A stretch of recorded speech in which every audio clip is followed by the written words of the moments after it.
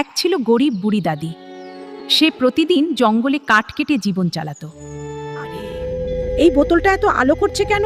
বোতলের ভিতরে ছিল রহস্যময় জাদুর তরল। তরল খেতেই ঘটল অবিশ্বাস্য ঘটনা। মুহূর্তেই বুড়ি দাদি হয়ে গেল এক সুন্দর যুবতী নারী।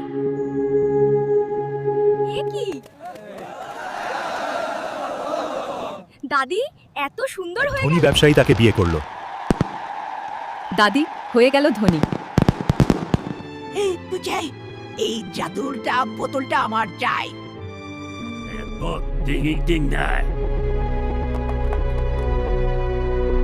লোভে তাকে অন্ধ করে দিল।